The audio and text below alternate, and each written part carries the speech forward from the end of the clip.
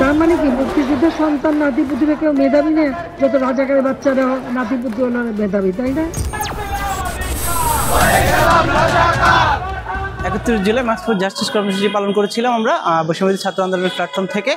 আমাদের মূল টার্গেটটা ছিল যে সারা বাংলাদেশে দীর্ঘ 15 বছরের শাসনামলে যে হত্যা, গুম, খুন, নির্যাতনের শিকার হয়েছিল, ওভারঅল সবগুলো খুন এবং গুমের বিচার পাওয়ার জন্য, ন্যায্য অধিকার পাওয়ার জন্য, ন্যায্য বিচার পাওয়ার জন্য আমাদের সেদিনের এই কর্মসূচিটা পালন করা হয় বৈষম্যবিরোধী ছাত্র আন্দোলনের প্ল্যাটফর্ম থেকে।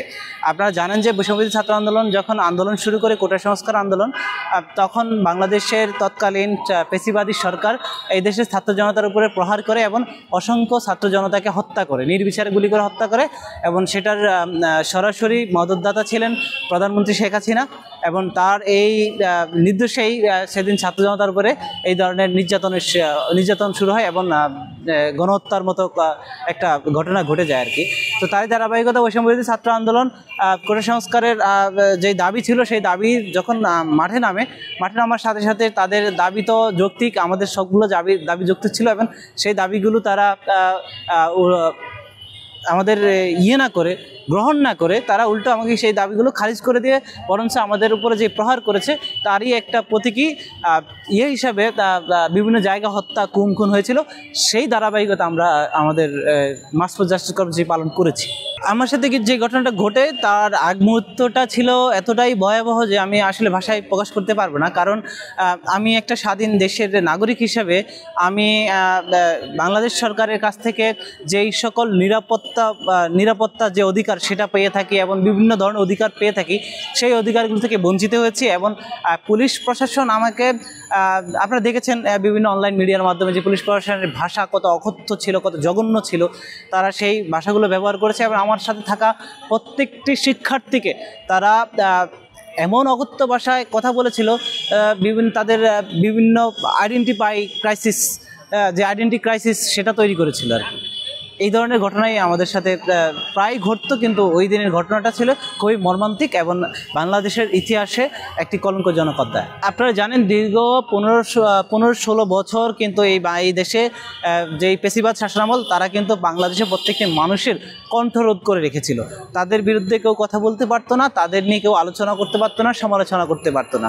সুতরাং এক দেশে এক রাজার হুকুম যেভাবে পরিচালনা হতো ঠিক সেভাবেই পরিচালনা করে আসছে। আমরা সেটার প্রতিবাদ করেছি, আমরা আমাদের কণ্ঠ ছেড়ে কথা বলেছি, আমরা আমাদের কণ্ঠের মাধ্যমে তাদেরকে জানান দিতে চেয়েছি যে আমরা তরুণ প্রজন্ম, আমরা কাউকে ভয় করি না, আমরা অন্যায় করি না, অন্যায় করতে কাউকে সহযোগিতাও করি না, এবং যারা অন্যায় করে তাদেরকে কোনোরূপ ছাড় নয়। আমরা সেটাই প্রকাশ করতে চেয়েছি এবং আমাদের অধিকার প্রতিষ্ঠার জন্য আমরা লাউড অ্যান্ড ক্লিয়ারলি যেই শব্দগুলো ব্যবহার করেছি যে যারা আমাদের অধিকার আদায় না হওয়া পর্যন্ত আমরা আমাদের রাজপথ ছাড়ব না, এগুলাই বলছিলাম। এবং অধিকারের জন্য যে আন্দোলন সংগ্রাম, যে মিছিল, যে স্লোগান সেগুলো দিচ্ছিলাম, তারই পরিপ্রেক্ষিতে তিনি আমার মুখ চেপে কণ্ঠরোধ করতে চেয়েছিলেন। ঘটনাটা হয়েছিল 31 জুলাই 2024, জুলাই গণ অভ্যুত্থান যে আন্দোলনটা চলছিল তারই একটা তারিখ 2024-এর 31 জুলাই। সেটা ছিল মৎস্য ভবন এরিয়া থেকে হাইকোর্ট মাজার প্রাঙ্গণ পর্যন্ত এই রাস্তাটুকুতেই আমাদের সাথে এই ঘটনাটা ঘটে এবং আমরা সেটার একটি ইতিহাস হয়ে থাকে আর কি। আমার সাথে আরও একজন ছিল, তিনিও একটা রাজনৈতিক দলের প্রতিনিধিত্ব করেন। তিনি এবং আমি, আমাদের এর বাইরেও আমাদের আরও 7-8 জন ভাই এবং সহযোদ্ধাকে তারা সেদিন গ্রেপ্তার করেছিল এবং আমাদেরকে অ্যাডভোকেটদের, আইনজীবীদের তোপের মুখে আমাদেরকে প্রায় 2 ঘন্টা পর ছাড়তে বাধ্য হয়েছিল। আমাদেরকে নির্যাতন সেখানে চলেনি, তবে আমাদেরকে মানসিকভাবে যে হেনস্থা করা হয়েছে গাড়ির মধ্যে রেখে, সেটা আসলে পৃথিবীর ইতিহাসে একটি কলঙ্কজনক বিষয় বা অধ্যায় চিত্র হতে পারে। আমরা আসলে প্রত্যাশা করেছিলাম নতুন বাংলাদেশের প্রত্যেকটি মানুষ তার অধিকার ফিরে পাবে, তার অধিকার প্রতিষ্ঠা করতে পাবে। এদেশের রিক্সাওয়ালা, এদেশের ভ্যানওয়ালা, এদেশের শ্রমজীবী, এদেশের কৃষক থেকে শুরু করে সবাই তাদের অধিকার ফিরে পাবে।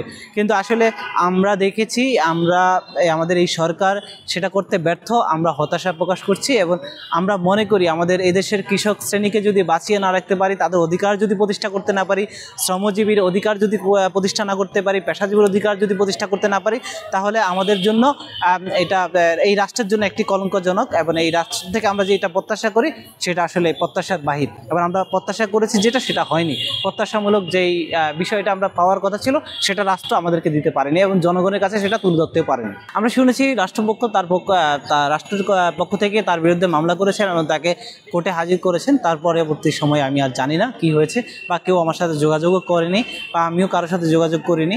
এই ছিল তার সর্বশেষ জানা আর কি তার সম্পর্কে। আপনারা একটা জিনিস জানেন যে ইতিহাসে সাক্ষী দেয় যে আওয়ামী লীগ সরকার মুক্তিযুদ্ধকে তার বাপদাদার সম্পত্তিতে পরিণত করেছিল।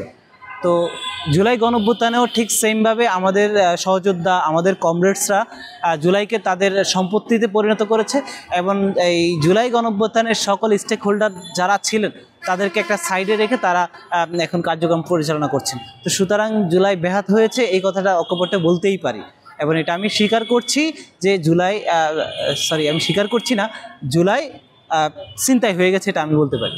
বাংলাদেশের ইতিহাসে প্রত্যেকটি গণঅভ্যুত্থানের পরেই কোনো না কোনো রাজনৈতিক দলের উত্থান হয়েছে এবং এটা হওয়াটাই স্বাভাবিক। কারণ যারাই এই গণঅভ্যুত্থান ঘটানোর পর তারা জনগণকে মিথ্যা একটা আশ্বাস দেয়, আমরা নতুন রাজনৈতিক বন্দোবস্ত করব। তো আমি মনে করি আমাদের নতুন যে রাজনৈতিক দলটি গঠিত হয়েছে এবং যে আশা আকাঙ্ক্ষা দিয়ে জনগণকে প্রতিফলন ঘটানোর চেষ্টা করে যাচ্ছে, যদি সেটা করতে পারে তাহলে ভালো। তবে এখন অবধি তাদের কাছ থেকে আমি সেই ধরনের কোনো আশা আকাঙ্ক্ষা দেখছি না যে তারা আসলে নতুন বন্দোবস্তের নামে বাংলাদেশের মানুষের প্রত্যেকটি শ্রেণী পেশার জনগণের অধিকার প্রতিষ্ঠা করতে পারবে বলে আমার মনে হয় না। তবে তাদের জন্য অবশ্যই আমার শুভকামনা থাকবে, আমার সমর্থনও থাকবে। তারা যেন বাংলাদেশের মানুষের অধিকার প্রতিষ্ঠা করতে পারে এবং তারা যেন তাদের যেই নতুন বন্দোবস্তের কথা বলে সেই জায়গায় যেন তারা অটল থাকে। আমার বাবা আমাকে ফোন দিয়েছিলেন 4 তারিখ রাতে। 4 তারিখ রাতে আমার বাবা আমাকে ফোন দিয়ে বলেছিলেন, আমি মনে করি আমার পৃথিবীতে নাহিদ নামের আমার কোনো ছেলে জন্মগ্রহণ করে নাই। যদি তুমি বেঁচে ফিরো তাহলে তুমি আমার ছেলে হিসাবে গণ্য হবা, আর যদি তুমি মরে যাও তাহলে আমি মনে করব পৃথিবীতে নাহিদ নামের আমার কোনো ছেলে আসে নাই। আমি তোমাকে দেশের জন্য, দেশের মানুষের জন্য উৎসর্গ করে দিলাম। বাংলাদেশের বর্তমান পরিস্থিতিতে আমি চেয়েছিলাম যে আমাদের যেই সরকার এখন আছেন, ইন্টারিম গভর্নমেন্ট, এই গভর্নমেন্টটা অবশ্যই এদেশের যে হত্যাযজ্ঞ হয়েছে, এদেশের যে আওয়ামী সরকার, আওয়ামী পেশিবাদের যেই হত্যাযজ্ঞ, নির্মম যে নির্যাতন নিপীড়নের চিত্র ফুটে উঠেছে, তার বিচার করবেন এবং যারা এটার সাথে সম্পৃক্ত ছিলেন, যারা এটার সাথে যুক্ত ছিলেন, তাদেরকে বিচারে কাঠগড়ায় দাঁড়া করাবেন। কিন্তু দুঃখজনক হলেও সত্য, আমাদের সেই আশা, সেই প্রত্যাশা এখনও পূরণ হয়নি। আর সামনে হবে কি না সেটাও এখনও আমি সন্দিহান বলে মনে করছি আর কি।